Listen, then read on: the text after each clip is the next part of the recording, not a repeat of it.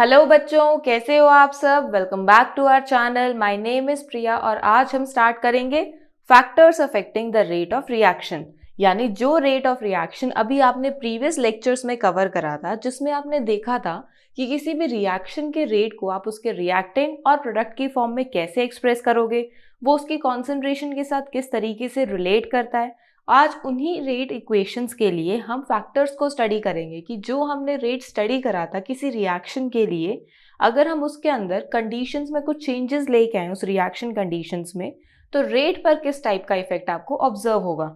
यानी कि अगर मान लो आपने रिएक्टेंट की कॉन्सेंट्रेशन में चेंज कर दिया, या फिर कोई कैटलिस्ट चेंज कर दिया, या फिर अगर आपने टेम्परेचर इंक्रीज डिक्रीज कर दिया, या आपने कोई नेचर ही चेंज कर दिया रिएक्टेंट का, तो आपके पास किस टाइप से उसके रेट ऑफ रिएक्शन में इफेक्ट ऑब्जर्व होगा। उसी को आज हम स्टडी करेंगे factors affecting rate of reaction में। इसके लिए हमारे पास बहुत सारे टाइप के फैक्टर्स हैं जिस पर रेट ऑफ रिएक्शन डिपेंड करता है, जैसे nature of reactant, state of reactant, surface area of reactant, temperature, catalyst and concentration of reactant. यानी हमारे पास जो एक सिंगल रेट ऑफ रिएक्शन को हम स्टडी कर रहे थे वो इतने सारे फैक्टर्स पर डिपेंड करता है। अब इन्हीं सारे फैक्टर्स की जो डिपेंडेंसी है हमें वन बाय वन स्टडी करनी है। बट आपको एक बात का ध्यान रखना है कि ये जो सारी की सारे फैक्टर्स की डिपेंडेंसी हमने फाइंड आउट करी है, जो ऑब्जर्व करी है, ये रिजल्ट सारे के सारे क्या है, एक्सपेरिमेंटल डाटा का रिजल्ट्स है। क्योंकि आप थ्योरेटिकली कभी भी एक केमिकल रिएक्शन के काइनेटिक्स को स्टडी नहीं कर सकते हो। यानी किसी भी केमिकल रिएक्शन की अगर स्पीड या रेट को आपको स्टडी करना है तो उसका एक्सपेरिमेंटल डाटा आपको अपनी ऑब्जर्वेशंस में इन्वॉल्व करना होगा। ये जितने भी फैक्टर्स हैं इन सब के हम एक्सपेरिमेंटल रिजल्ट्स को स्टडी करेंगे। Let's start with nature of reactant. Nature of reactant, word nature से आपको क्या पता लग रहा है? नेचर से आपको ये आइडेंटिफाई हो रहा है कि हम रिएक्टेंट के डिफरेंट डिफरेंट नेचर की बात कर रहे हैं। और किसी भी रिएक्टेंट के नेचर की, यानी मॉलिक्यूल्स के, जब हम रिएक्टेंट के नेचर की, मॉलिक्यूल्स के नेचर की जब बात करते हैं तो हमारे पास दो टाइप के नेचर आते हैं। या तो वो मॉलिक्यूल आयनिक नेचर का हो सकता है, या फिर वो मॉलिक्यूल कोवेलेंट नेचर का हो सकता है। आयनिक नेचर का क्या मतलब है कि उसमें इलेक्ट्रोस्टैटिक फोर्स ऑफ अट्रैक्शन है बीच में, और कोवेलेंट मॉलिक्यूल्स का क्या मतलब है कि वहां पर शेयरिंग ऑफ इलेक्ट्रॉन्स हो रहा है। और हमें पता है कि जब हम कोवेलेंट और आयनिक बॉन्ड्स की बात करते हैं तो कोवेलेंट बॉन्ड्स हमारे स्ट्रॉन्ग बॉन्ड्स होते हैं। अब इसका हमारे रेट ऑफ रिएक्शन से क्या रिलेशन है, देखो उसके लिए हम दो रिएक्शंस को स्टडी करते हैं। एक हम आयनिक रिएक्शन कंसिडर करते हैं जिसमें NaCl और AgNO3 रिएक्ट कर रहा है, और आपके पास AgCl प्लस NaNO3 की फॉर्मेशन ऑब्जर्व हो रही है। ये हमारे पास एक आयनिक इक्वेशन है, यानी एक आयनिक रिएक्शन है जिसमें आपके जो रिएक्टेंट्स इन्वॉल्व हैं वो आयनिक कंपाउंड्स हैं। और वहीं पर अगर हम एक और रिएक्शन कंसिडर करें जिसमें हमने N2 प्लस 3H2 से अमोनिया की फॉर्मेशन करी है। अब यहाँ जो आपने मॉलिक्यूल्स कंसिडर करें ये कोवेलेंट मॉलिक्यूल्स कंसिडर करें, इस वजह से इस रिएक्शन को हम बोलते हैं कोवेलेंट रिएक्शन। अब हमारे पास जो रेट ऑफ रिएक्शन है हम कैसे डिटरमाइन करेंगे? एक्सपेरिमेंटली। तो एक्सपेरिमेंटली हमें क्या ऑब्जर्वेशन मिलती है? हमें ऑब्जर्वेशन मिलती है कि ये रिएक्शन फास्ट रिएक्शन है और ये रिएक्शन स्लो रिएक्शन है। अब ऐसा क्यों? हमें तो रीजन चाहिए। रीजन ये है कि जब हम किसी आयनिक रिएक्शन की बात करते हैं तो वहां पर क्या प्रेजेंट होता है? ये एक आयनिक रिएक्शन है तो यहाँ पर हमारे पास इलेक्ट्रोस्टैटिक फोर्स प्रेजेंट है, जिस फोर्स को आप इजीली ब्रेक कर सकते हो। बस उनको बीच में जो मॉलिक्यूल्स हैं, जो आयंस आपने कंसिडर कर रहे हैं, उनके फोर्स को ब्रेक करो, थोड़ा सा डिस्टेंस मेंटेन करो इनमें, और दूसरे जो मॉलिक्यूल्स हैं उसके साथ वो कंबाइन कर जाएंगे, क्योंकि यहाँ से आपके पास एक पॉजिटिव और एक नेगेटिव आयन की फॉर्मेशन होगी। And similar is with the second reactant, और जो ऑपोजिट आयंस होंगे आपस में वो अट्रैक्ट करेंगे, तो आपके पास यहाँ पर इस टाइप से प्रोडक्ट्स की फॉर्मेशन होगी जो कि काफी फास्ट रिएक्शन है। वहीं पर लेकिन अगर आप कोवेलेंट रिएक्शन को कंसिडर करोगे तो कोवेलेंट रिएक्शन में क्या है, यहाँ पर नाइट्रोजन और नाइट्रोजन के बीच में 3 बॉन्ड्स हैं, फिर हाइड्रोजन और हाइड्रोजन के बीच में बॉन्ड है। तो आपको पहले ये बॉन्ड्स ब्रेक करने होंगे, इन बॉन्ड्स को ब्रेक करना होगा, जो काफी डिफिकल्ट प्रोसेस है। आप सिंगल बॉन्ड फिर भी ब्रेक कर दोगे, ट्रिपल बॉन्ड को ब्रेक करना और ज्यादा एनर्जी की रिक्वायरमेंट होगी, और जब ये ब्रेक कर दोगे तो आपको नए बॉन्ड्स की फॉर्मेशन भी करनी पड़ेगी। क्योंकि जब आप अमोनिया को ऑब्जर्व करोगे तो वहां नाइट्रोजन 3 हाइड्रोजन के साथ बॉन्ड बना रहा है, विच मीन्स कि यहाँ पर नए बॉन्ड्स की फॉर्मेशन भी हो रही है। ये आपको बॉन्ड ब्रेक भी करने हैं और बॉन्ड्स को फॉर्म भी करना है, तो डबल काम हो गया ना आपका। तो जबकि अगर आप आयनिक रिएक्शन की बात करते हो वहाँ तो बस एक इलेक्ट्रोस्टैटिक फोर्स ऑफ अट्रैक्शन है जो मॉलिक्यूल्स के आयंस के बीच में डिस्टेंस बढ़ाने से टूट जाएगी और उनको क्लोज लेके आओगे तो वो फॉर्म हो जाएगी, एक दूसरे को वो अट्रैक्ट करेंगे। सो इस वजह से हम बोलते हैं कि आयनिक रिएक्शंस फास्ट होती हैं और कोवलेंट रिएक्शंस स्लो होती हैं। सो नेचर ऑफ रिएक्टेंट, हमारे जो आयनिक और कोवलेंट रिएक्टेंट्स हैं उसकी डिपेंडेंसी से हमें आइडिया हो गया कि जब भी आयनिक रिएक्टेंट्स इन्वॉल्व होंगे रिएक्शन में तो रिएक्शन फास्ट होगी, यानी उस रिएक्शन का जो रेट आपका फास्ट होगा या फिर रेट ज्यादा होगा as compared to covalent compounds involve होने वाली रिएक्शन। तो ये तो हो गया हमारे पास फर्स्ट फैक्टर। नेक्स्ट फैक्टर क्या है हमारे पास? State of reactant. अब स्टेट ऑफ रिएक्टेंट का क्या मतलब है? जब हम स्टेट की बात करते हैं किसी भी कंपाउंड में तो हमें 3 टाइप की स्टेट्स मिलती हैं, gaseous state, liquid state and solid state. अब ये जो गैस, लिक्विड और सॉलिड स्टेट हमने कंसिडर करी है, इन तीनों स्टेट्स में क्या डिफरेंस है? अगर हम इनके मॉलिक्यूल्स को ऑब्जर्व करेंगे तो किसी गैसियस स्टेट में मॉलिक्यूल्स जो है ना वो काफ़ी दूर दूर होते हैं, ये हमारे पास एक गैसियस स्टेट है। वहीं जब हम लिक्विड स्टेट को कंसिडर करेंगे तो यहाँ पर मॉलिक्यूल्स जो है ना गैस के कंपैरेटिवली क्लोजर होते हैं, तो ये हमारे पास क्या है? एक लिक्विड स्टेट है। और जब हम सॉलिड स्टेट को कंसिडर करेंगे तो यहाँ तो मॉलिक्यूल्स एक दूसरे के बहुत ही ज़्यादा पास में होते हैं, इतना कॉम्पैक्टली पैक्ड होते हैं कि इनको मूवमेंट की भी स्पेस नहीं मिलती, तो ये कैसी स्टेट है हमारे पास? सॉलिड स्टेट है। अब जब हम इनके अंदर रिएक्शंस की बात कर रहे हैं तो एक गैसियस कंपोनेंट जब दूसरे गैसियस कंपोनेंट के साथ रिएक्शन शो करता है तो इनके बीच में इंटरैक्शंस बहुत अच्छे से हो पाती हैं क्योंकि इनको काफ़ी ज़्यादा स्पेस है मूवमेंट के लिए, तो ये एक दूसरे के साथ काफ़ी अच्छे कोलाइड करेंगे जिससे हमारे पास क्या होगा? रिएक्शन के अंदर रिएक्टेंट से प्रोडक्ट में कन्वर्जन फास्ट होगा। सो यहाँ पर तो हमें रिएक्शन बहुत अच्छी ऑब्जर्व होती है। वहीं जब हम लिक्विड स्टेट की बात करते हैं तो जब ये लिक्विड स्टेट दूसरे लिक्विड स्टेट के मॉलिक्यूल्स के साथ कंबाइन करता है तो उसमें कॉम्बिनेशन करने में इसको थोड़ा सा इशू क्रिएट होता है।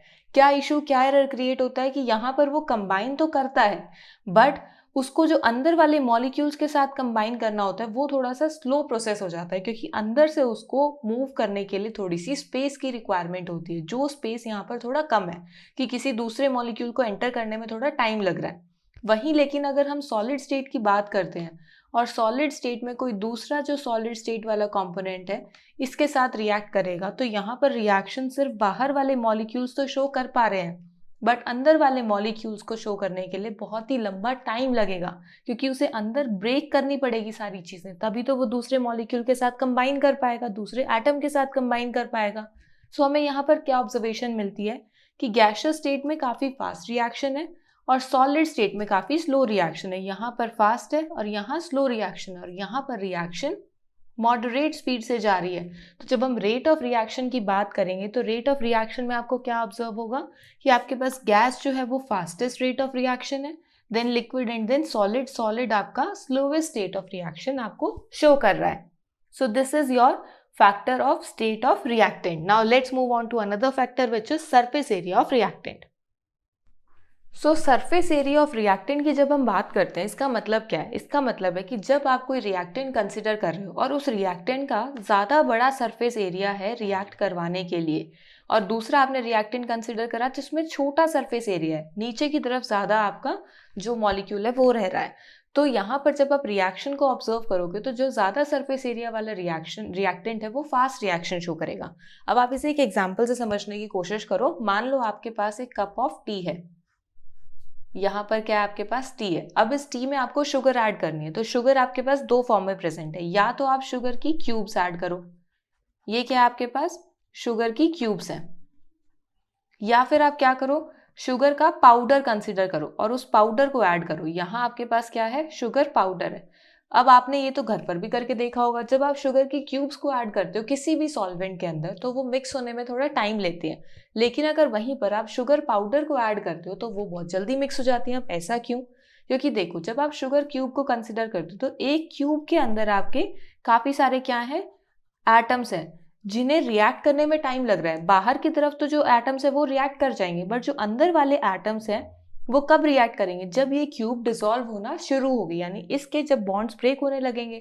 लेकिन जब हम शुगर पाउडर कंसिडर करते हैं तो ये सारे के सारे एटम्स क्या है? पाउडर फॉर्म में, सारे फ्रीली अवेलेबल हैं किसी भी सॉल्वेंट के लिए रिएक्शन शो करने के लिए। यानी जब आप इसको किसी सॉल्वेंट में ऐड करोगे सारे के सारे मॉलिक्यूल, सारे के सारे एटम्स अपने ऊपर उस रिएक्शन को शो कर सकते हैं। सो इस वजह से हम बोलते हैं कि जितना ज़्यादा सरफेस एरिया, यहाँ सरफेस एरिया ज़्यादा मिल रहा है, हर एक एटम का अपना सरफेस एरिया प्रोवाइड हो रहा है, तो यहाँ सरफेस एरिया ज़्यादा होने की वजह से ये फास्ट रिएक्शन शो करता है और ये स्लो रिएक्शन शो करता है। अब ये तो हो गया हमारा एक जनरल एग्जाम्पल। अब इसको एक थोड़ा केमिकल वे में भी समझ लेते हैं। जैसे फॉर एग्जाम्पल अगर आपको कोई आयरन की रिएक्शन को ऑब्जर्व करना है, अब आयरन भी आप दो फॉर्म में कंसिडर कर सकते हो, या तो आप आयरन नेल कंसिडर कर लो या फिर आप आयरन पाउडर कंसिडर कर लो, जो आयरन फिलिंग्स होती है ना वो कंसिडर कर लो। अब मान लो आपको रिएक्शन शो करनी है 2Fe solid plus 6HCl aqueous reacts to form 2FeCl3 aqueous plus 3 hydrogen gas. आपको ये रिएक्शन शो करनी है यूजिंग आयरन। अब आयरन आप दो फॉर्म में कंसिडर कर सकते हो, या तो आप यहाँ पर आयरन नेल कंसिडर करो या फिर आयरन पाउडर कंसिडर करो। अब हमें पता है नेल कैसा होता है, जैसे ये एक आयरन नेल है। अब इसकी क्या टेंडेंसी है कि बाहर बाहर तो ये रिएक्शन बहुत इजीली शो करेगा, बट अंदर वाले जो मॉलिक्यूल्स हैं, अंदर वाले जो एटम्स हैं आपके, वो रिएक्शन शो करने में टाइम लेंगे, जिस वजह से अगर यहाँ पर इस आयरन की कंप्लीट डिसोल्यूशन आपको ऑब्जर्व करनी होगी तो वो बहुत ही ज़्यादा स्लो प्रोसेस होगा, आपको बहुत लंबे टाइम के लिए वेट करना पड़ेगा। लेकिन वहीं पर अगर आपने आयरन पाउडर कंसिडर करा है तो पाउडर की क्या टेंडेंसी है कि वो तो पूरा फ्रीली अवेलेबल है, उसके सारे के सारे मॉलिक्यूल्स वो सारे के सारे अपने रिएक्शन को शो कर सकते हैं। तो यहाँ पर आपको एक स्लो रिएक्शन ऑब्जर्व होगी और यहाँ आपको एक फास्ट रिएक्शन ऑब्जर्व होगी। फॉर वो रीज़न क्या है उसका, surface area of reactant, which means कि जब हम रेट ऑफ रिएक्शन की बात करते हैं तो rate of reaction surface area पर डायरेक्टली प्रोपोर्शनल है। जितना ज़्यादा सरफेस एरिया उतना ही फास्ट आपकी रिएक्शन होगी, उतना ही ज़्यादा उसका रेट होगा रिएक्शन का। सो इस तरीके से आप सरफेस एरिया ऑफ रिएक्टेंट से डिसाइड कर सकते हो रेट ऑफ रिएक्शन को। Now let's move on towards the another factor which is temperature. अब रेट ऑफ रिएक्शन टेम्परेचर पर किस तरीके से डिपेंड करता है। जब हम इसकी ऑब्जर्वेशंस को स्टडी करते हैं तो हमें क्या रिजल्ट्स मिलते हैं, हमें रिजल्ट्स मिलते हैं कि टेम्परेचर जो है अगर आप इंक्रीज़ करोगे तो आपका जो रेट ऑफ रिएक्शन है वो भी इंक्रीज़ करेगा, विच मीन्स कि जो रेट ऑफ रिएक्शन है वो डायरेक्टली प्रोपोर्शनल है टेम्परेचर पे।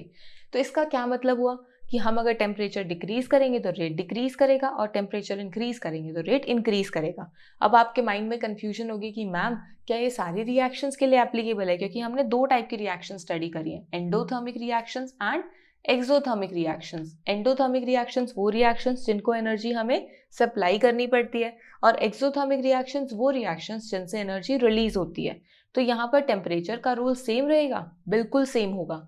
ये जो रोल्स हैं आप लेकर कंफ्यूज क्यों हो रहे हो इन रोल्स को, क्योंकि आपने केमिकल इक्विलिब्रियम में एक डिफरेंट चीज़ स्टडी करी थी कि हम जब केमिकल इक्विलिब्रियम में एंडो और एक्सोथर्मिक रिएक्शंस की बात करते हैं तो उसमें टेम्परेचर का रोल एक डिफरेंट फॉर्म में था। लेकिन यहाँ पर हमारे पास जो टेम्परेचर है वो डायरेक्ट रिलेशन शो कर रहा है रेट ऑफ रिएक्शन के साथ, वो आपकी इस टाइप ऑफ रिएक्शन पर डिपेंड नहीं कर रहा। अब इसका रीज़न क्या है, देखो जैसे ही आपका टेम्परेचर इंक्रीज करेगा तो टेम्परेचर के इंक्रीज करने से क्या होता है, आपके जो मॉलिक्यूल्स हैं उनके अंदर स्पीड इंक्रीज हो जाती है, वो और ज़्यादा स्पीड से मूव करने लगते हैं। अब जितना ज़्यादा स्पीड होगी उतनी ज़्यादा उनकी कोलिजन फ्रीक्वेंसी बढ़ेगी, वो उतने ज़्यादा एक दूसरे के साथ कोलाइड करेंगे और जो उनकी कोलिजन फ्रीक्वेंसी इंक्रीज होगी तो वो ज़्यादा से ज़्यादा मॉलिक्यूल्स के साथ कोलाइड करने लगेंगे, जिससे क्या होगा आपके जो नंबर ऑफ एक्टिवेटेड मॉलिक्यूल्स हैं, नंबर ऑफ एक्टिवेटेड मॉलिक्यूल्स। अब ये एक्टिवेटेड मॉलिक्यूल्स क्या हैं, ये एक्टिवेटेड मॉलिक्यूल्स वो मॉलिक्यूल्स हैं जो रिएक्शन में पार्टिसिपेट कर रहे हैं, वो इंक्रीज हो जाएंगे। देखो आप इसको ऐसे समझो, मान लो आपके पास कुछ इस तरीके से एक मॉलिक्यूल है जिसमें ये सारे एटम्स प्रेजेंट हैं और ऐसे ही आपके पास एक और मॉलिक्यूल है जिसमें कुछ एटम्स प्रेजेंट हैं। इन दोनों के बीच में आपको रिएक्शन शो करनी है। अभी आपने देखा कि जो रिएक्शन है वो इस तरीके से मॉलिक्यूल्स के बीच में हो रही है जहाँ पर हमारे काफ़ी सारे मॉलिक्यूल्स पार्टिसिपेट कर रहे हैं रिएक्शन में, बट कुछ नहीं भी कर रहे हैं, कंप्लीट पार्टिसिपेशन आपको ऑब्जर्व नहीं हो रही है। लेकिन आपने क्या करा, इस रिएक्शन का टेम्परेचर इंक्रीज कर दिया, जिससे क्या हो रहा है आपकी जो मॉलिक्यूल्स की जो आपस में फ्रीक्वेंसी थी ना वो बढ़ गई, जिससे इनकी अपनी स्पीड इंक्रीज हुई है, इनकी अपनी स्पीड इंक्रीज हुई है, जिस वजह से वो एक दूसरे के साथ अब और ज़्यादा फ्रीक्वेंटली कोलाइड करने लग रहे हैं। यानी पहले जिन मॉलिक्यूल्स में आपको कोलिजन ऑब्जर्व हो रहा था अब उनसे डबल या और यू कैन से थोड़े से ज़्यादा मॉलिक्यूल्स के बीच में आपको कोलिजन ऑब्जर्व हो रहा है। जिसका क्या मतलब है कि अब आपके जो नंबर ऑफ एटम्स पार्टिसिपेट कर रहे हैं रिएक्शन में, नंबर ऑफ मॉलिक्यूल्स जो पार्टिसिपेट कर रहे हैं रिएक्शन में, वो इंक्रीज हो गए हैं। यानी कि आपके एक्टिवेटेड मॉलिक्यूल्स जो है वो इंक्रीज हो गए। एक्टिवेटेड मॉलिक्यूल्स इंक्रीज हो गए तो आपका रेट ऑफ रिएक्शन इंक्रीज हो गया। सो इस वजह से हमारा जो रेट है वो टेम्परेचर के साथ एक डायरेक्ट रिलेशन शो करता है। So this is your dependency of temperature on rate of reaction. Now let's move on towards the another factor which is catalyst. So जब भी आपके माइंड में कैटलिस्ट वर्ड आता है तो इसका क्या मीनिंग आपके माइंड में क्रिएट होता है? कैटलिस्ट से तो हमारे माइंड में एक ही मीनिंग क्रिएट होता है कि जब हम किसी रिएक्शन में कैटलिस्ट इंट्रोड्यूस कर देते हैं तो वो रिएक्शन फास्ट हो जाती है। सो क्या यहाँ पर भी सेम चीज़ होगी? हो सकता है नहीं हो। अब उसका हमारे पास ये हो सकता है का आंसर क्या होगा? इसका आंसर है कि हमारे पास दो टाइप के कैटलिस्ट होते हैं। एक होता है पॉजिटिव कैटलिस्ट और दूसरा होता है नेगेटिव कैटलिस्ट। अब पॉजिटिव और नेगेटिव अगर ऑपोजिट हैं तो इनके फंक्शंस भी ऑपोजिट होंगे, विच मीन्स कि एक कैटलिस्ट तो आपके रिएक्शन के रेट को इंक्रीज करेगा और वहीं पर दूसरा कैटलिस्ट आपके रिएक्शन के रेट को डिक्रीज करेगा। अब ऐसा कैसे? जो पॉजिटिव कैटलिस्ट है इसकी टेंडेंसी रहती है किसी भी रिएक्टेंट से प्रोडक्ट में जो कन्वर्जन हो रहा है उसके रेट को इंक्रीज करना। यानी यहाँ पर रेट क्या हो रहा है? इंक्रीज हो रहा है बाय यूजिंग पॉजिटिव कैटलिस्ट। और वहीं पर अगर आप नेगेटिव कैटलिस्ट को यूज करते हो तो वहां पर आपको रेट का डिक्रीज ऑब्जर्व होता है। अब ये कैसे हो रहा है, इसके अंदर थोड़ा सा आपको एक्टिवेशन एनर्जी को समझने की कोशिश करनी होगी, जिसकी क्लियरेंस आपको आने वाले लेक्चर्स में मिल जाएगी। अभी बस आप इतना ध्यान रखो कि जो कैटलिस्ट है वो दो टाइप के होते हैं, एक पॉजिटिव कैटलिस्ट, एक नेगेटिव कैटलिस्ट। पॉजिटिव कैटलिस्ट का रोल होता है रेट को इंक्रीज करना और नेगेटिव कैटलिस्ट का रोल होता है रेट को डिक्रीज करना। So this was all about your factor catalyst. Now let's move on to concentration of reactant. So when we talk about concentration of reactant, इसमें हमें different observations मिलती है। जैसे जनरली रेट ऑफ रिएक्शन आपका increase करता है with increase in concentration of reactant की। अगर आपने रिएक्टेंट की कॉन्सेंट्रेशन इंक्रीज करी तो आपका जो रेट ऑफ रिएक्शन है वो इंक्रीज करेगा, और इट में decrease with the increase in rate of concentration of reactant की। आपके कॉन्सेंट्रेशन ऑफ रिएक्टेंट के इंक्रीज करने से वो डिक्रीज भी कर सकता है। तो हमने दो ऑपोजिट स्टेटमेंट स्टडी कर ली। एक में हम स्टडी कर रहे हैं कि इंक्रीज करने से इंक्रीज करेगा, दूसरे में हम स्टडी कर रहे हैं कि कॉन्सेंट्रेशन को इंक्रीज करने से रेट डिक्रीज करेगा। फिर थर्ड स्टेटमेंट क्या आ रही है हमारे आगे? It may remain unaffected. हो सकता है कि आप कॉन्सेंट्रेशन को इंक्रीज डिक्रीज करो, रेट पर कुछ फर्क ही ना पड़े। और क्या हो सकता है? और हो सकता है कि it may depend upon one reactant, all reactants और नन रिएक्टेंट, विच मीन्स कि आपका जो रिएक्शन हो रही है उस रिएक्शन का रेट हो सकता है उन साथ जितने भी रिएक्टेंट्स इन्वॉल्व है, फॉर एग्जाम्पल 3-4 रिएक्टेंट्स इन्वॉल्व है, उसमें से किसी एक रिएक्टेंट पर डिपेंड करता है, दो पर डिपेंड करता है, सब पर डिपेंड कर रहा है, या हो सकता है किसी पर भी डिपेंड ना करे।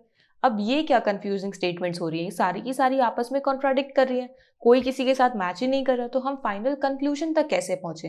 तो इस कंक्लूजन को स्टडी करने के लिए हमें स्टडी करना होगा रेट लॉ। अब रेट लॉ क्या होता है? So rate law is the representation of rate of reaction in terms of concentration of reactants. This is called rate law and it is also called as rate equation और rate expression. अब आप इस statement को पढ़कर थोड़ा confuse हो रहे होगे, सोच रहे होगे कि मैम ये जो हमारे पास रेट का कॉन्सेंट्रेशन के साथ रिलेशन है वो तो हम पहले भी स्टडी कर चुके हैं, जिसमें हमने क्या देखा था कि अगर हम कोई भी रिएक्शन कंसिडर करते हैं, लेट से हमने यही रिएक्शन कंसिडर करी, N2 + 3H2 gives 2NH3, तो इसके रेट को तो हम स्टडी कर चुके हैं, जिसमें हमने क्या स्टडी करा था कि अगर हम किसी रिएक्टेंट को कंसिडर करते हैं तो यहाँ हमारे पास इस तरीके से हमारे चेंज पर डिपेंड करता है कॉन्सेंट्रेशन अपॉन टाइम रेट। इसी तरीके से हम किसी और रिएक्टेंट को कंसिडर कर सकते हैं, प्रोडक्ट को कंसिडर कर सकते हैं। तो इस स्टेटमेंट में और क्या डिफरेंट है? आप इस स्टेटमेंट को स्टडी करोगे तो इसमें क्या बोला हुआ है? The representation of rate of reaction in terms of concentration of reactants. यानी यहाँ पर सिर्फ और सिर्फ आप कॉन्सेंट्रेशन की बात कर रहे हो, ना तो चेंज इन कॉन्सेंट्रेशन की बात कर रहे हो, ना ही आप चेंज इन टाइम की बात कर रहे हो। आप सिर्फ कॉन्सेंट्रेशन की बात कर रहे हो और कॉन्सेंट्रेशन ऑफ रिएक्टेंट्स की बात कर रहे हो। यानी अब आप यहाँ पर उन रिएक्टेंट्स को इंक्लूड करोगे जिन पर आपका रेट एक्चुअल में डिपेंड कर रहा है। हो सकता है इस रिएक्शन में जो रिएक्टेंट है दोनों पर डिपेंड करे, हो सकता है कि सिर्फ इनमें से किसी एक पर डिपेंड कर रहा हो, तो सिर्फ उसी की इन्वॉल्वमेंट आप इस रेट इक्वेशन या रेट लॉ के अंदर स्टडी करोगे। इससे तो आप ओवरऑल रेट ऑफ रिएक्शन को कैलकुलेट कर सकते हो किसी भी रिएक्टेंट प्रोडक्ट की कॉन्सेंट्रेशन को कंसिडर करके। बट रेट इक्वेशन में, रेट लॉ में आप उन्हीं रिएक्टेंट्स को कंसिडर कर सकते हो जिन रिएक्टेंट्स के ऊपर एक्चुअल में जो रेट ऑफ रिएक्शन है वो डिपेंड कर रहा है। अब इसका क्या मतलब है, वो स्टडी करने के लिए हम एक जनरल रिएक्शन कंसिडर करते हैं।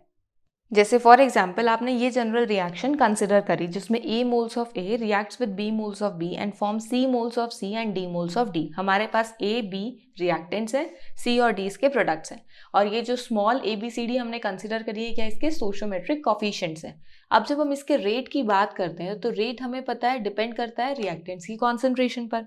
सो रिएक्टेंट्स क्या है हमारे पास, A एंड B। सो ये जो रेट डिपेंड कर रहा है ये कैसे डिपेंड कर रहा है, A raise to power X and B raise to power Y।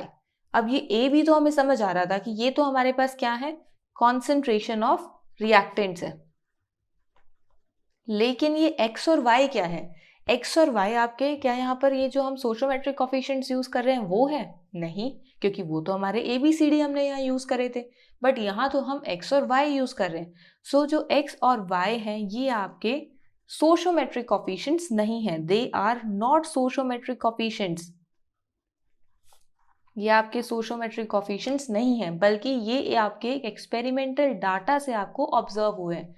यानी कि जब हमने इस रिएक्शन को एक्सपेरिमेंटली स्टडी करा तो हमें क्या ऑब्जर्वेशन मिली, हमें ऑब्जर्वेशन मिली कि जो रेट है वो रिएक्टेंट्स की concentration raise to power X and Y पर डिपेंड कर रहा है। अब ये X एंड Y आपके पास एक्सपेरिमेंटल डाटा से आए हैं, जिसमें आपको ये ओवरऑल बस ये सोचना है कि X और Y आपके स्टोइचियोमेट्रिक कोफिशिएंट्स नहीं है।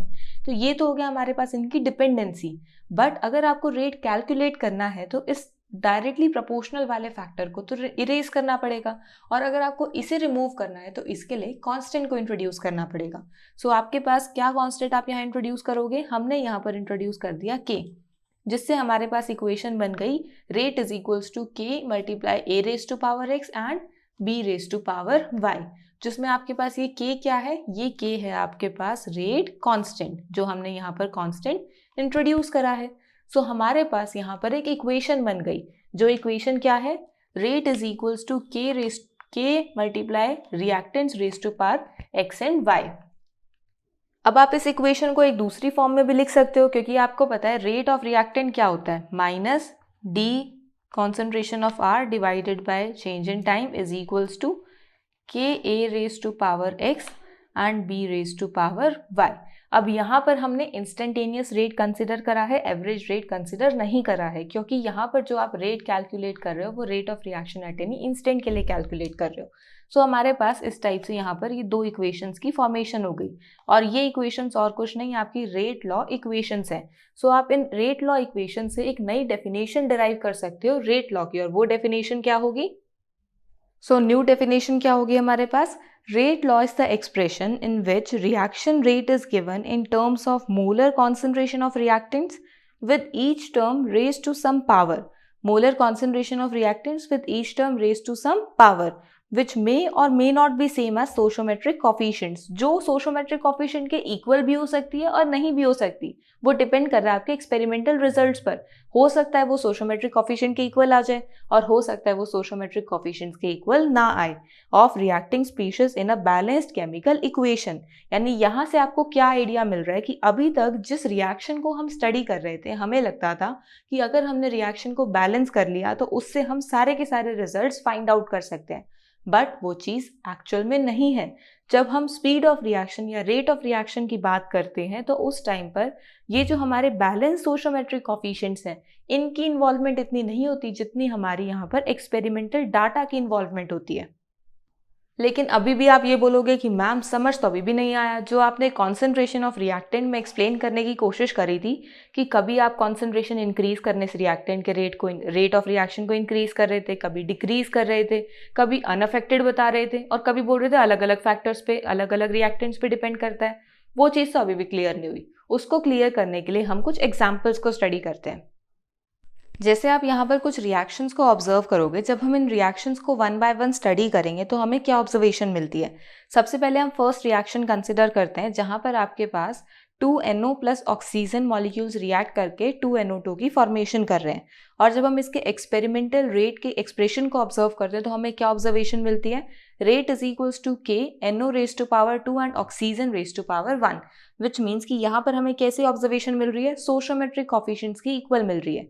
NO का सोशियोमेट्रिक कॉफिशिएंट 2 है तो पावर भी 2 जा रही है, और ऑक्सीजन के सोशियोमेट्रिक कॉफिशिएंट की वैल्यू 1 है तो पावर भी 1 जा रही है। तो यहाँ हमें सिमिलर केस मिल रहा है सोशियोमेट्रिक कॉफिशिएंट्स वाला।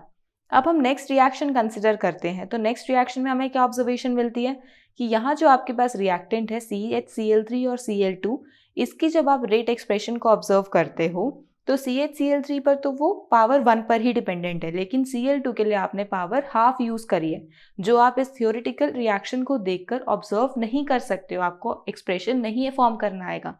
ये फॉर्म आप तभी कर पाओगे जब आप यहाँ पर क्या कंसिडर करोगे, एक्सपेरिमेंटल डाटा कंसिडर करोगे। वहीं अगर हम नेक्स्ट रिएक्शन को देखें तो यहाँ पर आपके पास ये जो 2 रिएक्टेंट्स इन्वॉल्व हैं, इसका जब आप रेट स्टडी करते हो तो यहाँ पर आपको क्या ऑब्जर्वेशन मिलती है कि CH3CO C2H5 पर तो ये 1 पावर पर डिपेंड कर रहा है, बट वाटर के साथ 0, which means 0 raise to anything raise to power 0 का क्या मतलब होता है 1, तो इस पर तो ये डिपेंड ही नहीं कर रहा। फिर वहीं पर अगर हम नेक्स्ट रिएक्शन कंसिडर करते हैं जहाँ पर N2O जो है वो आपका N2 प्लस हाफ O2 में डिकम्पोज हो रहा है, तो जब आप यहाँ रेट को कंसिडर करते हो, रेट को स्टडी करते हो, तो आपके पास क्या ऑब्जर्वेशन मिलती है, rate is equals to K into N2O raise to power 0, which means it is not dependent upon concentration of N2O। So यहाँ पर अब आपके पास वो जो कॉन्सेंट्रेशन ऑफ रिएक्टेंट का फैक्टर था वो क्लियर हुआ कुछ, जिसमें हमने क्या देखा था कि हो सकता है कि हमारे कॉन्सेंट्रेशन को इंक्रीज करने से रेट जो है रिएक्शन का वो इंक्रीज हो, जो इन दोनों में आपको ऑब्जर्व हो रहा है। हो सकता है कि वो अनअफेक्टेड हो, जो आप यहाँ को ऑब्जर्व कर पा रहे हो कि आप N2O की कॉन्सेंट्रेशन को चाहे बढ़ाओ या घटाओ कोई फर्क ही नहीं पड़ रहा। और हो सकता है कि वो सारे रिएक्टेंट्स पर डिपेंडेंट हो, यहाँ पर डिपेंडेंट है। हो सकता है वो किसी पर भी डिपेंडेंट ना हो, यहाँ पर डिपेंडेंट नहीं है। या हो सकता है वो कुछ रिएक्टेंट्स पर डिपेंडेंट हो, जैसे यहाँ 2 रिएक्टेंट्स इन्वॉल्व थे, उनमें से सिर्फ एक ही रिएक्टेंट पर वो डिपेंडेंट है, वाटर के ऊपर उसकी कोई डिपेंडेंसी ही नहीं है। सो यहाँ से हमें क्लियर हुआ कि हमारे पास जो कॉन्सेंट्रेशन ऑफ रिएक्टेंट है उसका रेट ऑफ रिएक्शन पर अलग अलग फर्क हो सकता है, depending upon the experimental data, depending upon the rate law expression. अब आप सबके माइंड में क्वेश्चन अराइज हो रहा होगा कि मैम ठीक है, हमें ये समझ आ गया कि अब जो रेट ऑफ रिएक्शन है वो कॉन्सेंट्रेशन के साथ डिफरेंट रिलेशंस शो करता है, बट यहाँ पर जो आपने ये पावर्स कंसिडर करी हैं इनका भी तो कोई मीनिंग होता होगा, कोई ना कोई तो सिग्निफिकेंस होती होगी। जैसे यहाँ सोशियोमेट्रिक कॉफिशिएंट्स हम बैलेंसिंग के लिए यूज़ करते हैं, अगर हम उन्हें यूज़ नहीं करेंगे तो रिएक्शन बैलेंस नहीं होगी। वैसे ही अगर हम यहाँ सोशियोमेट्रिक कॉफिशिएंट्स कंसिडर नहीं कर रहे हैं और उसकी जगह कोई और वैल्यू कंसिडर करें जो कि एक एक्सपेरिमेंटल डाटा है, तो एक्सपेरिमेंटल डाटा का कुछ ना कुछ तो सिग्निफिकेंस होगा। तो हमारे पास ये जो पावर्स हैं ये क्या हमें रिजल्ट्स प्रोवाइड करती हैं, इनसे हमें क्या पता लगता है? सो इनसे आपको ऑर्डर ऑफ रिएक्शन पता लगता है। अब ऑर्डर ऑफ रिएक्शन क्या है? So let's start our next topic which is order of reaction. So order of reaction में हम क्या स्टडी करेंगे? ऑर्डर ऑफ रिएक्शन का मतलब है the sum of powers of concentration of reactants in the rate law expression. हमारे पास ये क्या है? ये है हमारे पास हमारा रेट लॉ एक्सप्रेशन। अब यहाँ पर आपको क्या बोला हुआ है? Sum of powers of concentration. Concentration क्या है? Concentration of A, concentration of B, जिनकी पावर्स है x और y। सो इनका sum which means x plus y is called the order of that chemical reaction. तो x प्लस वाई से आपको क्या मिलेगा? ऑर्डर ऑफ रिएक्शन की अगर x प्लस वाई की वैल्यू 0 है तो 0 ऑर्डर ऑफ रिएक्शन, 1 है तो फर्स्ट ऑर्डर ऑफ रिएक्शन, 2 है तो second order of reaction and so on. So यहाँ पर आपको ये जो ऑर्डर ऑफ रिएक्शन है 0 भी मिल सकता है, कोई पॉजिटिव नंबर भी मिल सकता है, या फिर कोई फ्रैक्शन भी मिल सकता है। फ्रैक्शन कैसे मिलेगा? जैसे फॉर एग्जाम्पल अगर आप इन रिएक्शंस को कंसिडर करोगे, फर्स्ट रिएक्शन में आपको सम क्या मिल रहा है? 2 + 1 = 3। सो इसका ऑर्डर क्या हो जाएगा? 3, which is third order reaction. इसी तरीके से जब आप सेकेंड रिएक्शन को देखोगे 1 + 1.5, 1 + 0.5 which is 1 + half, it is equal to 1.5, which means 1.5 order of reaction. अब नेक्स्ट आप देखोगे 1 + 0 which means 1, which is equal to first order reaction. और नेक्स्ट आप देखोगे कि यहां पर 0 है, तो इसका क्या मतलब है कि ये क्या है? आपका 0 ऑर्डर रिएक्शन। सो यहाँ ऑर्डर ऑफ रिएक्शन से हमें क्या पता लगता है कि आपका जो रेट है वो किस रिएक्टेंट के कितना डिपेंडेंट है। जैसे फॉर एग्जांपल अगर इस रिएक्शन में मैं ये बोलूँ कि मैंने NO की कॉन्सेंट्रेशन को डबल कर दिया तो आपकी रेट ऑफ रिएक्शन पर क्या इफेक्ट होगा। सो आप यहाँ ऑब्जर्व कर पा रहे हो कि जो आपका रेट है वो NO के स्क्वायर पे डिपेंडेंट है, विच मीन्स कि अगर आपने NO की कॉन्सेंट्रेशन को डबल करा तो रेट आपका 4 टाइम्स इंक्रीज कर जाएगा। और वहीं पर अगर मैंने ऑक्सीजन की कॉन्सेंट्रेशन को डबल करा तो आपका जो रेट है वो सिर्फ ट्वाइस होगा, क्योंकि वो उस पर डायरेक्टली रिलेटेड है, किसी वैल्यू के साथ उसका कोरिलेशन नहीं है। इसी तरीके से अगर आप यहाँ पर ऑब्जर्व करोगे, मैंने बोला कि मैंने N2O की कॉन्सेंट्रेशन को ट्रिपल कर दिया तो रेट ऑफ रिएक्शन पर क्या इफेक्ट होगा। रेट ऑफ रिएक्शन पर कोई इफेक्ट नहीं होगा, क्योंकि वो N2O की कॉन्सेंट्रेशन पर डिपेंड ही नहीं कर रहा है। सो क्यों? क्योंकि यहाँ पर हमें ये जीरो ऑर्डर रिएक्शन शो कर रहा है। सो इसका मतलब है कि किसी रिएक्शन को आप ऐसे थ्योरेटिकली ऑब्जर्व करके ये नहीं बता सकते कि इस रिएक्शन का ऑर्डर क्या होगा। उसके लिए आपको एक्सपेरिमेंटल स्टडीज इन्वॉल्व करनी इंपॉर्टेंट है, जिसका मतलब है कि कभी भी अगर हम कोई बैलेंस्ड केमिकल रिएक्शन कंसिडर करेंगे तो उस बैलेंस्ड केमिकल रिएक्शन को देखकर आप उसके सारी चीज़ें नहीं एक्सप्लेन कर सकते हो। आप उसकी सिर्फ कुछ ही चीज़ें एक्सप्लेन कर सकते हो। ना तो आप उसका ऑर्डर एक्सप्लेन कर पाओगे और ना ही आप उसका मैकेनिज्म एक्सप्लेन कर पाओगे। अब मैकेनिज्म का क्या मतलब है? मैकेनिज्म का मतलब है कि रिएक्शन एक बारी में हो रही है जो हमें ऑब्जर्व हो रही है यहाँ पर। जैसे फॉर एग्जाम्पल अगर हम इस रिएक्शन को देखें तो क्या ये रिएक्शन ऐसे ही हो रही है जिसमें आपका NO और ऑक्सीजन की इन्वॉल्वमेंट है, या फिर इसमें कुछ और इन्वॉल्वमेंट हो रही है। सो इसका मतलब है कि हमें यहाँ पर रिएक्शन को ऑब्जर्व करके चीज़ें नहीं मिलती, उसकी हमें एक्सपेरिमेंटल स्टडीज़ को इन्वॉल्व करना पड़ता है। और मैकेनिज्म की जब हम बात करते हैं तो हम रिएक्शन को 2 टाइप्स में स्टडी कर सकते हैं। जैसे रिएक्शन को आप देखोगे, आप एलिमेंट्री रिएक्शन और कॉम्प्लेक्स रिएक्शन, इन 2 टाइप्स में रिएक्शन को स्टडी करोगे। जिसमें एलिमेंट्री रिएक्शन का मतलब है कि जो आपको रिएक्शन दिख रही है वो वैसी की वैसी हो रही है, सिंगल स्टेप में, इसमें कुछ चेंज नहीं हो रहा। जैसे for example NO plus O2 जो है वो इसी तरीके से कंबाइन कर रहे हैं, एक ही स्टेप में कंबाइन कर रहे हैं और NO2 की फॉर्मेशन कर रहे हैं, which means reaction taking place in 1 step. और जब आप कॉम्प्लेक्स रिएक्शन की बात करते हो तो कॉम्प्लेक्स रिएक्शन में क्या होता है, आपकी रिएक्शन एक से ज़्यादा स्टेप्स में हो रही होती है। जो आपको रिएक्शन ऑब्जर्व हो रही होती है ना, वैसी रिएक्शन नहीं होती, बल्कि उससे थोड़ा डिफरेंट मैकेनिज्म होता है उसके अंदर। जैसे reaction taking place in more than 1 step. अब यहाँ पर आपको डिफरेंट स्टेप्स दिखेंगे, तो अब आप यहाँ कैसे डिसाइड करोगे कि आपका रेट ऑफ रिएक्शन आपको कैसे पता लगेगा। सो जो स्लोवेस्ट स्टेप होगा ना आपका इन सारे स्टेप्स में से, वो डिसाइड करेगा rate of reaction. The slowest one decides the rate of reaction.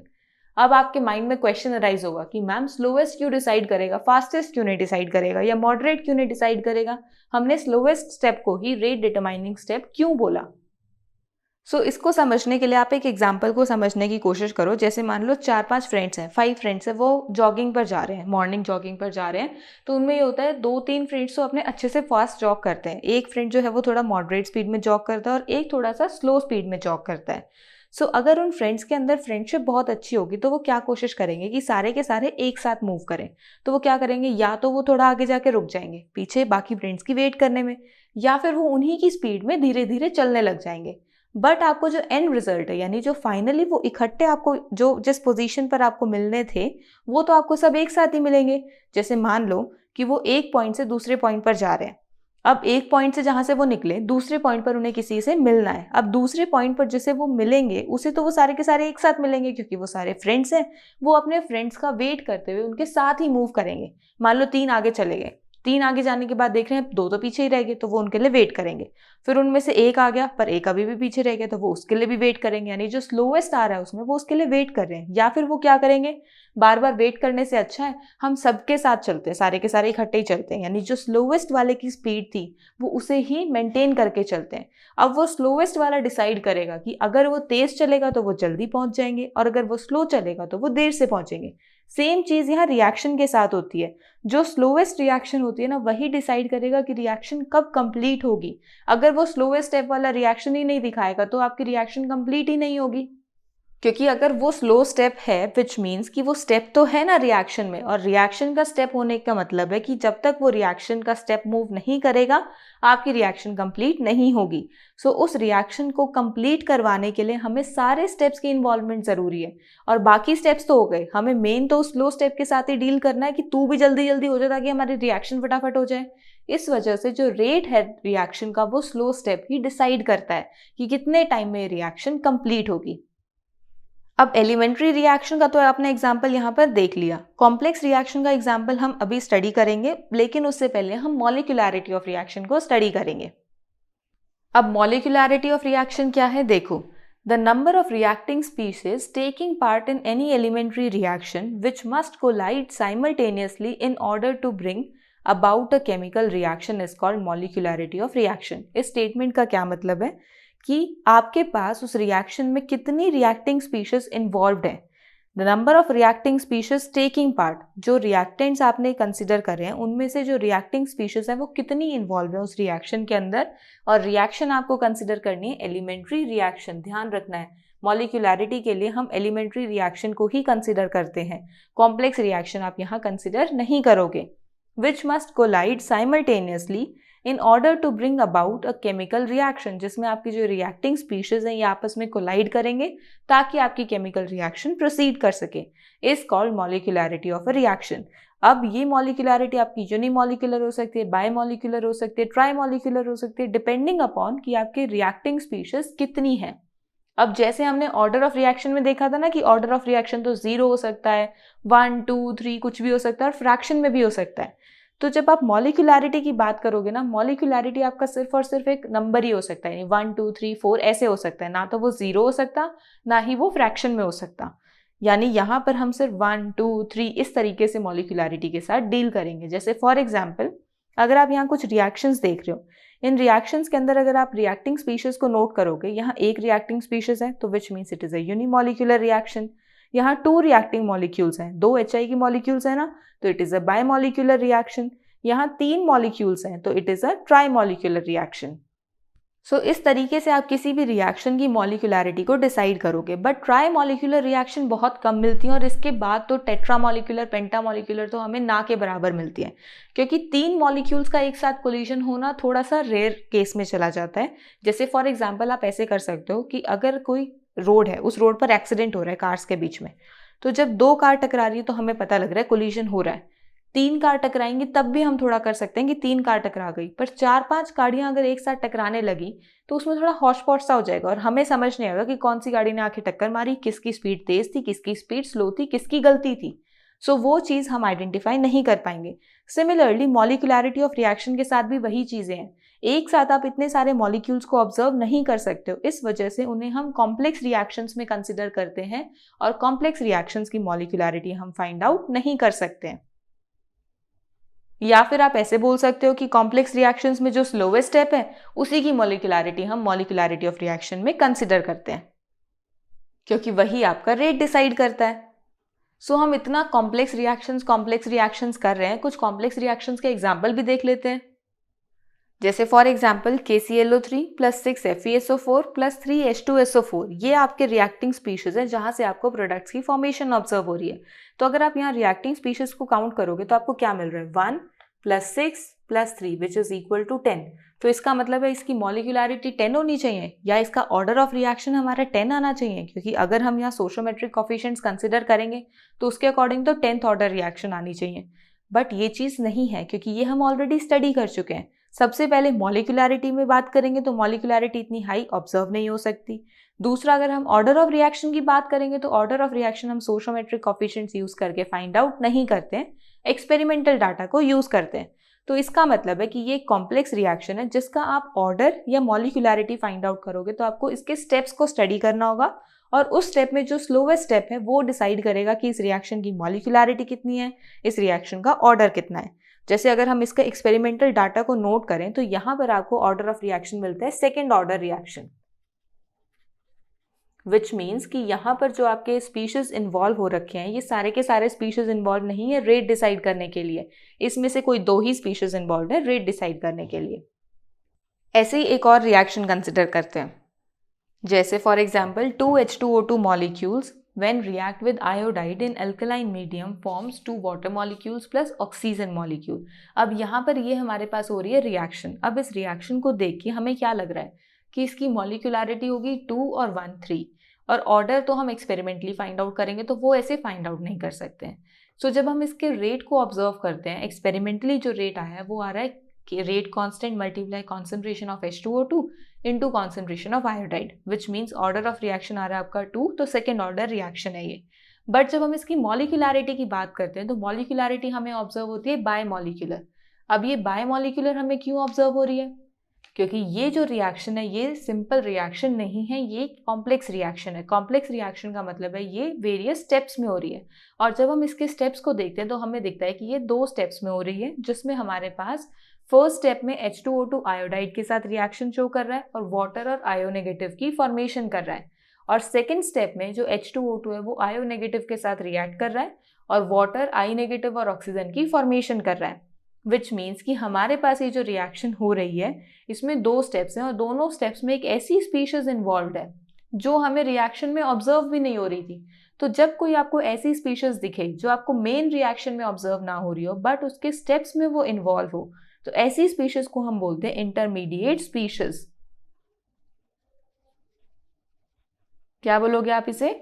Intermediate species की यहाँ पर एक इंटरमीडिएट की फॉर्मेशन हुई जो आपका रिएक्शन के अंदर ही डिसअपियर हो गया, वो वहीं पर यूज हो गया। अब इस रिएक्शन का जो फर्स्ट स्टेप है वो है स्लो स्टेप, तो यही आपका रेट डिसाइड करेगा और यही आपका ऑर्डर डिसाइड करेगा।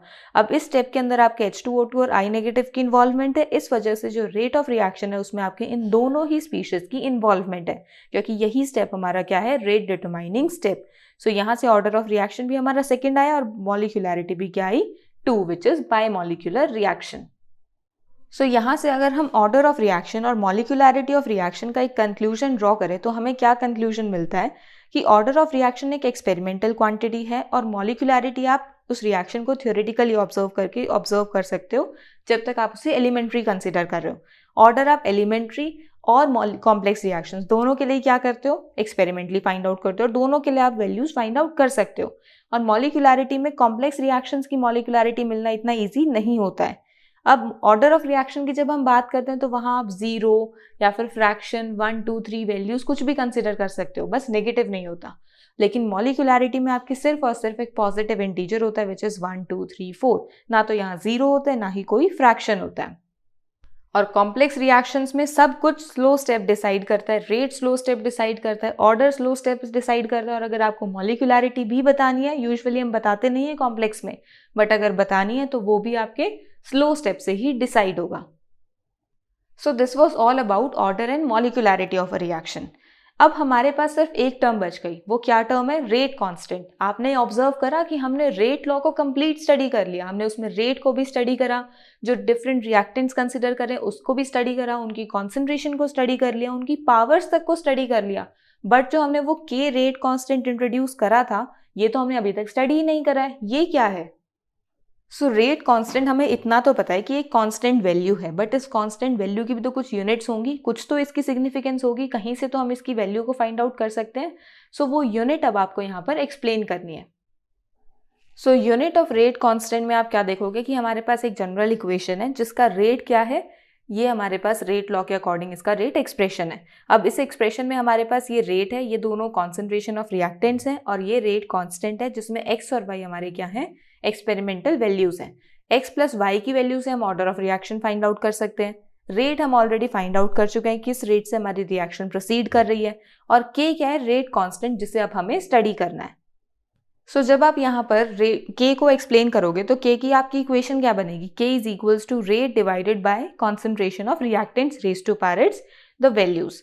अब यहाँ पर अगर आपको इसकी यूनिट्स को एक्सप्लेन करना है तो सबसे पहले आप ये देखो, नीचे दोनों क्या है? कॉन्सेंट्रेशन की यूनिट्स है। नहीं, यहाँ पर concentration raise to power x होगा, यहाँ concentration raise to power y हो जाएगा।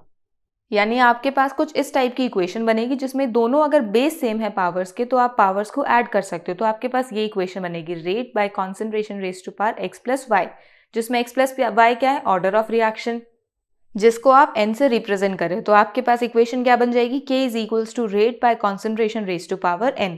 अब ये तो हमारी होगी नीचे वाली यूनिट। अब रेट को भी तो यूनिट्स की फॉर्म में एक्सप्रेस करेंगे, तो रेट क्या था हमारा? Change in concentration by time.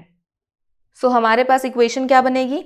Rate के लिए concentration by time multiply 1 by concentration raise to power n, जो हमने ये वाली वैल्यू यहाँ पर पुट करी है। अब n यानी order of reaction, so order of reaction के अकॉर्डिंग आप रेट कांस्टेंट की यूनिट बताओगे, यानी आपकी जो रेट कांस्टेंट की यूनिट है ये ऑर्डर पे डिपेंड करेगी कि आपकी ऑर्डर ऑफ रिएक्शन 0 है, 1 है, 2 है, 3 है, क्या है। जैसे फॉर एग्जांपल अगर हम 0 ऑर्डर कंसिडर करते हैं तो 0 ऑर्डर के अंदर आपके पास n की वैल्यू क्या होगी, 0। सो आपके रेट कांस्टेंट की यूनिट क्या होगी, concentration which is mole per litre divided by time which is second multiply 1 divided by mole per litre की पावर 0। तो ये वाली पूरी वैल्यू तो 1 हो जाएगी, विच मीन्स आपके पास जो रेट कांस्टेंट है इसकी यूनिट क्या आ जाएगी, मोल पर लीटर पर सेकेंड। ये आ जाएगी आपकी 0 ऑर्डर की यूनिट फॉर रेट कांस्टेंट। अब इसी तरीके से आप और ऑर्डर्स के लिए भी फाइंड आउट कर सकते हो। जैसे अगर आपको फर्स्ट ऑर्डर के लिए फाइंड आउट करना होगा तो फर्स्ट ऑर्डर में n की वैल्यू क्या होगी, 1। तो यहाँ पर आपके पास इक्वेशन क्या बनेगी, कॉन्सेंट्रेशन है तो मोल per litre divided by second multiply 1 divided by mole per litre, और इसकी वैल्यू क्या है, 1। तो यहाँ पर ये 1 है तो ऐसी कैसी यूनिट होगी जिसमें आप क्या ऑब्जर्व करोगे कि आपकी ये पूरी की पूरी वैल्यू इससे कैंसिल हो जाएगी। तो आपके पास रेट कांस्टेंट की यूनिट क्या आएगी, सेकेंड इनवर्स। इसी तरीके से आप सेकेंड ऑर्डर के लिए फाइंड आउट कर सकते हो। सेकेंड ऑर्डर के लिए हमारे पास n की वैल्यू क्या हो जाएगी, 2। तो यहाँ पर हमारे पास रेट कांस्टेंट की यूनिट क्या आएगी, मोल per litre by second multiply 1 upon mole per litre का स्क्वायर। तो जब आप इस एक्सप्रेशन को सॉल्व करोगे आपके पास यूनिट आएगी रेट कांस्टेंट की mole inverse litre second inverse. ये हो जाएगी आपकी second order rate of reaction, second order reaction का रेट कांस्टेंट की यूनिट। सो इसका मतलब है कि अगर आपको रेट कांस्टेंट की यूनिट गिवन होगी तो उससे आप order of reaction find out कर सकते हो। तो ऐसे आपका क्वेश्चन अराइज हो सकता है जिसमें आपको डिफरेंट रेट कांस्टेंट की वैल्यूज गिवन है और ऑर्डर ऑफ रिएक्शन बताना है। तो वहां जब आप ऑर्डर ऑफ रिएक्शन बताओगे तो ये कंफ्यूज मत हो ना कि वैल्यू से कैसे बताएं, यूनिट्स को ऑब्जर्व करो। यूनिट्स को ऑब्जर्व करोगे तो आपको अपने आप ऑर्डर ऑफ रिएक्शन मिल जाएगा। सो this was all about the rate constant. अब आज के लेक्चर के बेसिस पर एनसीईआरटी में कुछ एग्जाम्पल्स गिवन है। सो लेट्स स्टडी उन एग्जाम्पल्स में क्या पूछा हुआ है। एग्जाम्पल 3.3 में क्या पूछा हुआ है, calculate the overall order of a reaction which has the rate expression as this. आपको यहाँ पर दो डिफरेंट रेट एक्सप्रेशंस गिवन है और इन दोनों रेट एक्सप्रेशंस के लिए आपको ऑर्डर ऑफ रिएक्शन एक्सप्लेन करना है। ऑर्डर ऑफ रिएक्शन हम कैसे फाइंड आउट करते हैं, sum of powers which is x plus y. ये क्या बताता है आपका ऑर्डर ऑफ रिएक्शन। तो यहाँ पर हमारे पास रेट लॉ है, रेट लॉ में पावर्स भी गिवन है तो बस इन पावर्स को ऐड करना है। जैसे फॉर एग्जाम्पल फर्स्ट पार्ट में आपको पावर क्या गिवन है, 1/2 प्लस 3/2। तो जब आप इसका सम करोगे आपके पास वैल्यू आएगी 2, विच means it is a second order reaction. Similarly आप सेकेंड पार्ट सॉल्व करोगे, सेकेंड पार्ट में आपको वैल्यूज क्या गिवन है, 3/2 प्लस -1। तो जब आप इस वैल्यू को सॉल्व करोगे आपके पास वैल्यू आएगी half, which means it is a half order reaction. So इस तरीके से आप किसी भी रिएक्शन का ऑर्डर बता सकते हो using the rate law expression. So this was your example 3.3। Now let's move on two example 3.4। Example 3.4 में क्या पूछा हुआ है, identify the reaction order from each of the following rate constant. अब यहाँ पर आपको रेट कांस्टेंट गिवन है तो इन रेट कांस्टेंट्स को यूज करके आपको ऑर्डर ऑफ रिएक्शन एक्सप्लेन करना है। सो जैसे हमने वहां पर डिसाइड करा था ना कि जब यूनिट ऑफ रेट कांस्टेंट को हम देख रहे थे उसकी यूनिट्स को देख के हम ऑर्डर ऑफ रिएक्शन डिसाइड कर सकते हैं, तो यहाँ पर भी आपको इसकी यूनिट्स का ध्यान देना है और यूनिट्स को देख के आप ऑर्डर ऑफ रिएक्शन बता सकते हो।